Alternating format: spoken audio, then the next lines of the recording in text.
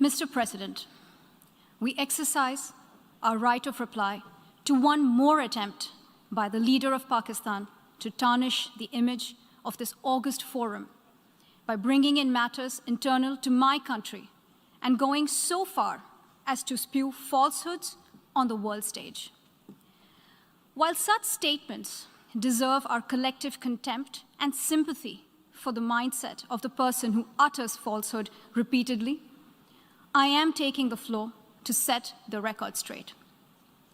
Regrettably, this is not the first time the leader of Pakistan has misused platforms provided by the UN to propagate false and malicious propaganda against my country, and seeking in vain to divert the world's attention from the sad state of his country, where terrorists enjoy free pass, while the lives of ordinary people, especially those belonging to the minority communities, are turned upside down. Mr. President, member states are aware that Pakistan has an established history and policy of harboring, aiding, and actively supporting terrorists. This is a country which has been globally recognized as one openly supporting, training, financing, and arming terrorists as a matter of state policy. It holds the ignoble record of hosting the largest number of terrorists proscribed by the UN Security Council. Mr. President, we marked the solemn occasion of the 20th anniversary of the 9/11 terror attacks just a few days back. The world has not forgotten that the mastermind behind that dastardly event, Osama bin Laden, got shelter in Pakistan. Pakistan leadership continues to glorify him as a martyr. Regrettably, even today, we heard the leader of Pakistan trying to justify acts of terror. Such defense of terrorism is unacceptable in the modern world. We keep hearing that Pakistan is a victim of terrorism.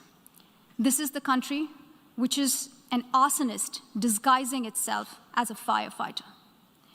Pakistan nurtures terrorists in their backyard in the hope that they will only harm their neighbors. Our region, in fact, the entire world, has suffered because of their policies.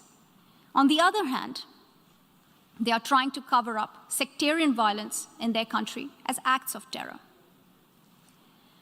Mr. President, this is also the country that still holds the despicable record in our region of having executed a religious and cultural genocide against the people of what is now Bangladesh.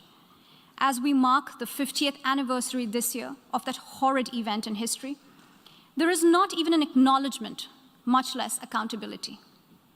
Today, the minorities of Pakistan, the Sikhs, the Hindus, the Christians, live in constant fear and state-sponsored suppression of their rights. This is a regime where anti-Semitism is normalized by its leadership and even justified. Dissenting voices are muzzled daily, and enforced disappearances and extrajudicial killings are well documented. Mr. President, unlike Pakistan, India is a pluralistic democracy with a substantial population of minorities who have gone on to hold highest offices in the country, including as President, Prime Minister, Chief Justices, and Chiefs of Army Staff. India is also a country with a free media and an independent judiciary that keeps a watch and protects our Constitution. Pluralism is a concept which is very difficult to understand for Pakistan, which constitutionally prohibits its minorities from aspiring for high offices of the state. The least they could do is introspect before exposing themselves to ridicule on the world stage. Finally, Mr. President, let me reiterate here that the entire Union territories of Jammu and Kashmir and Ladakh were, are, and will always be an integral and inalienable part of India. This includes the areas that are under the illegal occupation of Pakistan. We call upon Pakistan to immediately vacate all areas under its illegal occupation. Mr. President, allow me to be categorical about India's position. We desire normal relations with all our neighbors, including Pakistan.